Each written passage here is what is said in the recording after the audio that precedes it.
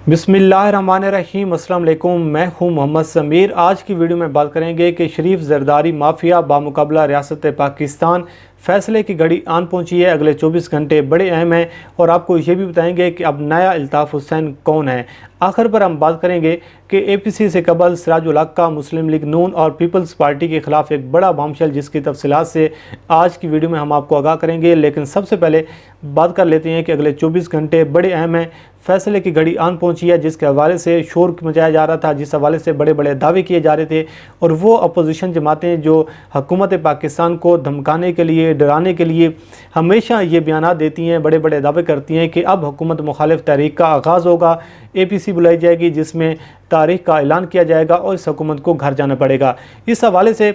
आपने देखा कि वो अपोजिशन जमातें जब से इमरान खान साहब की हुकूमत आई है, इन अपोजिशन जमातों को कोई खातिर ख्वाह कामयाबी तो नहीं मिली, लेकिन दूसरी जानिब बार बार प्लान किए जाते हैं, बार बार मनसूबाबंदी की जाती है कि हुकूमत मुखालिफ तहरीक का आगाज़ किया जाए और हुकूमत को कोई टफ टाइम देने की कोशिश की जाए। इस हवाले से हुकूमत की जानिब से जो मौक़िफ़ सामने आ रहा है, उनका वाज़ेह और क्लियर मौक़िफ़ ये है कि ये अपोजिशन जमातें एनआरओ के चक्रों में हैं, डील के चक्रों में हैं। और इस एनआरओ का मतलब ये है कि पाकिस्तान से गद्दारी की जाए और पाकिस्तान से बेवफाई की जाए। अपोजिशन जमातों में से जो दो बड़ी जमातें हैं, मुस्लिम लीग नून और पीपल्स पार्टी, इन दोनों का जो सबसे बड़ा मसला ये है कि ये करप्शन बचाओ मुहिम चलाना चाहती हैं। जो बिलावल जरदारी हैं वो अबू बचाओ मुहिम चलाना चाहती हैं। जो मुस्लिम लीग नून है वो शरीफ ख़ानदान की करप्शन का तहफ़्फ़ुज़ करना चाहती है। तो ऐसी सूरत हाल में ये दोनों ख़ानदान बहुत ज़्यादा मुश्किल में है, बहुत ज़्यादा परेशानी में है। और इनके ख़िलाफ़ जो मुकदमात जिस तेज़ी के साथ अब जारी हैं, तो इनके पास अब हल ये है कि या तो फिर इनको जेलें काटनी पड़ेंगी या दूसरी जानिब इनको कोई ना कोई डील मिल जाए या फिर एनआरओ मिल जाए। अब आवाम को ये धोखा दिया जा रहा है कि हम आपके मफाद के लिए एपीसी कर रहे हैं, हम आपके मफाद के लिए सड़कों पर आ रहे हैं, लेकिन अंदरूनी खाना जो गेम है वो गेम ये है कि मुस्लिम लीग नून और पीपल्स पार्टी अपने अपने मुकदमात का तहफ़्फ़ुज़ करती है। इस हवाले से अगर देखें कि पिछले 5 से 6 मरतबा इन अपोजिशन जमातों को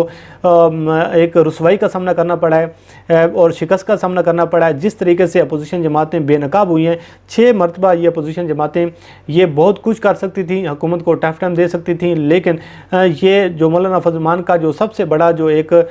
इन जमातों पर जो एक सवाल है, जो तहफ़्फ़ुज़ है, वो ये है कि ये हुकूमत के साथ जब पार्लियामेंट में खड़े होकर उसको फ़ायदा पहुंचाने की कोशिश करती हैं, उनका साथ देती हैं, लेकिन बाहर आकर सड़कों पर आकर ये शोर मचाती हैं। और इस हवाले से आपको याद होगा कि सिराजुल हक का एक बयान बड़ा मशहूर हुआ कि रात के आखिरी पैर कोई चीज़ें होती हैं, मामलात होती हैं, जिसके बाद अपोजिशन जमातें जो हैं वो राज़ी हो जाती हैं। बहरहाल कल एपीसी होने जा रही है। नवाज शरीफ जो कि बीमार हैं, लंदन में मौजूद हैं और नाम निहाद जो बीमार हैं, इस हवाले से जो अदालतों का सामना करने को तैयार नहीं है, लेकिन वो कल एपीसी में शिरकत करेंगे वीडियो लिंक के ज़रिए। पाकिस्तान में जो आसिफ अली जरदारी हैं, जो अपनी करप्शन का तहफ़्फ़ुज़ करने के लिए और अपनी करप्शन बचाने के लिए जो हुकूमत मुखालिफ तहरीक चलाना चाहती हैं, वो भी कल एपीसी के में शिरकत करेंगे। और उस हवाले से भी बिलावल जरदारी ने ये ट्वीट किया है कि आसिफ अली जरदारी भी वीडियो लिंक के ज़रिए अपोजिशन जमातों से खिताब करेंगे। अब सूरत हाल ये है कि कल एपीसी होने जा रही है और कल एपीसी जो है ये एक अपोजिशन जमातों का वो ख़तरनाक खेल है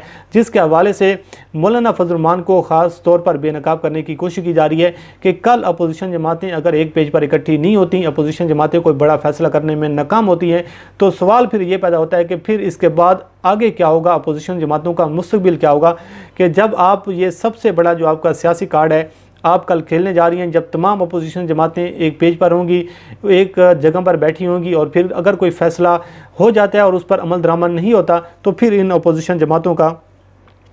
जो मुस्तकबिल है वो क्या होगा। मरीम नवाज़ साहिबा मरी में पहुंच चुकी हैं, वो भी कल शिरकत करेंगी। और मरीम नवाज़ साहिबा का ट्वीट भी एक सामने आया जिसमें उन्होंने कहा है कि हुकूमत जो है वो नवाज़ शरीफ के ख़िताब से बहुत ज़्यादा परेशान है। जिस हवाले से जो शहबाज गिल हैं उनकी जानिब से ट्वीट किया गया कि नवाज़ शरीफ जो हैं वो अदालतों का सामना करने को तैयार नहीं है। पाकिस्तान में झूठ बोला जाता है कि वो बीमार हैं, लेकिन अपोजिशन जमातों को वर्गलाने में, उकसाने में वो ठीक हो जाती हैं, सेहतमंद हो जाती हैं और वो खिताब भी करेंगे। तो ऐसी सूरत हाल में अगर किसी चैनल ने उनका खिताब दिखाया है तो फिर जो पैमरा है वो एक्शन लेगा। इसके साथ साथ मरीम नवाज़ साहिबा ने भी ट्वीट किया है कि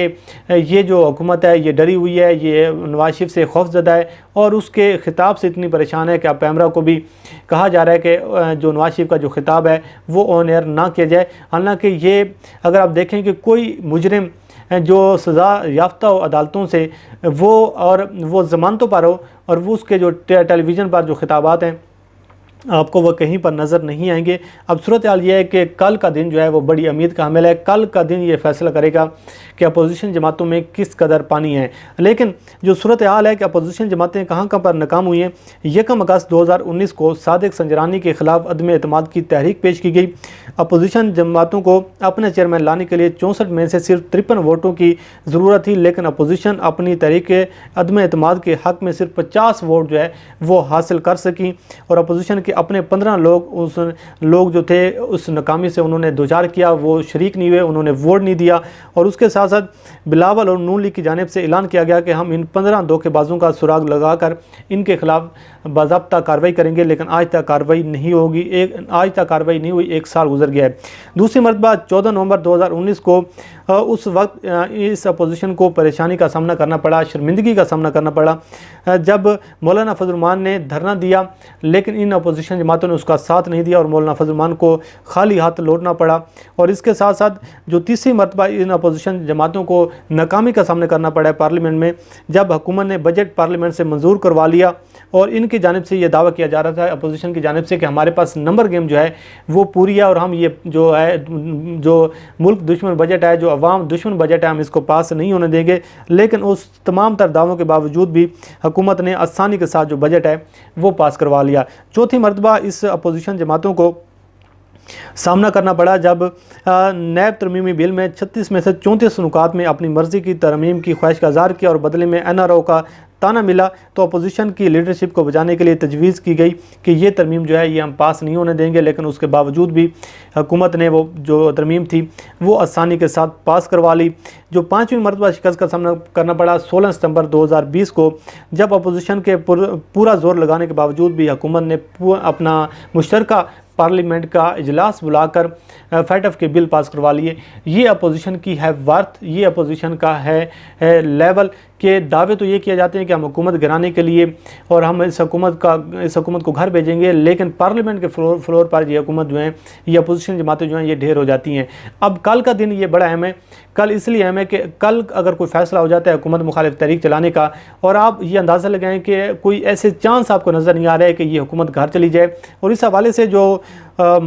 سراج الحق ہیں انہوں نے ایک بڑا بیان دیا ہے اپوزیشن جماعتوں سے قبل، اور ایک ایسا بیان ہے جو ایک بڑا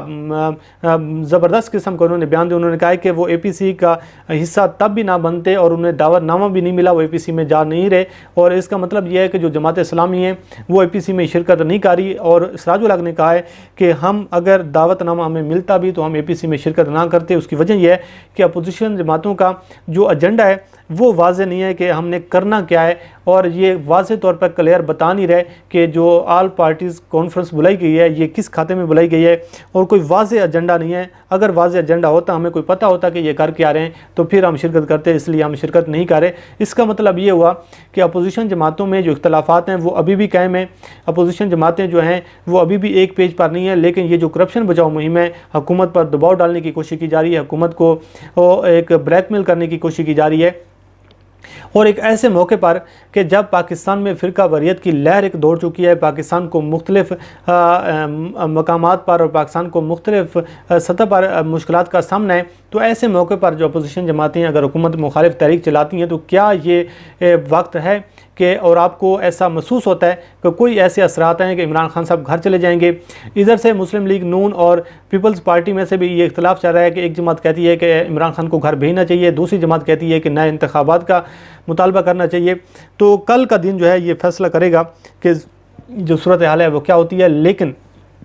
آخر پر ہم بات کر لیتے ہیں کہ جو نیا الطاف حسین بننے جا رہا ہے وہ میاں محمد نواز شریف ہیں،